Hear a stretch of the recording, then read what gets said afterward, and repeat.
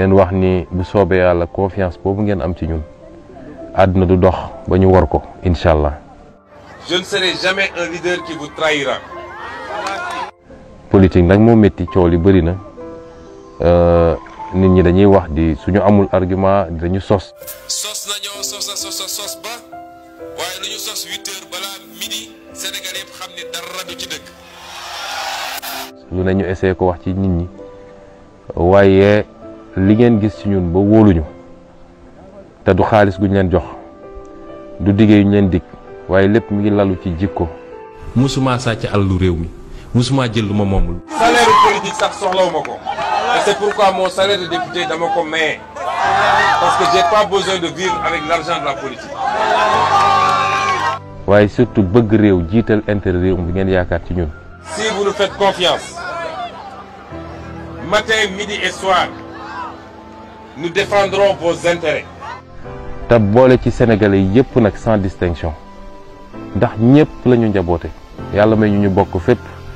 suñuy présenté Ousmane Sonko li ñuy gën a fësal mooy Casamance bi naam ci Casamance sañu bokk te ñoo ngi ciy sant yàlla bu baax am ci fierté bu rëy rëy waaye yàlla bi mu ñuy tànnal nag daf ñoo tànnal ñu bokk fu bëri.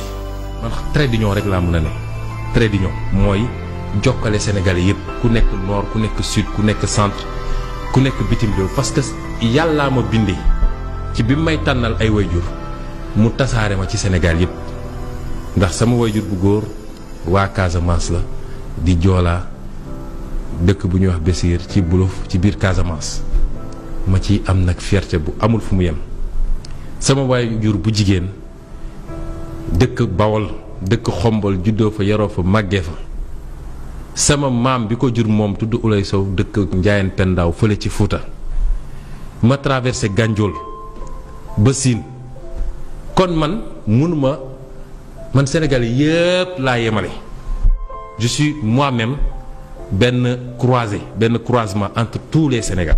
àdduna du yàgg bu ngeen dégg ñu ne ci li ñu bokk ñun ñëpp muy réew mi Ousmane Sonko def na ci lu mu ci warul def wala jël na ci lu mu warul jël. Je n'ai jamais été impliqué dans ma vie dans quelque chose de louche. Je n'ai jamais touché un centime qui ne m'appartient et je ne toucherai jamais à de l'argent sale de ma vie. Parce que jaraluma ko. Moi je ne suis pas eux ils sont pas moi.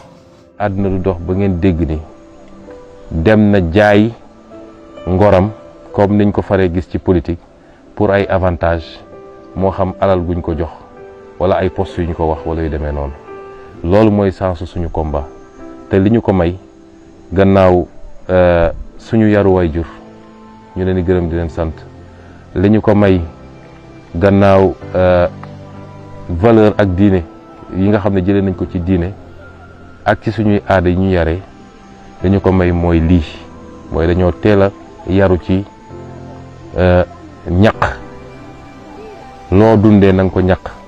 ma fexe ba man seen doom jikko yu ñu def ci man ci njub ci dëggu ci jiital intérêt général bu ñu musoo dem ba am ci gàcc.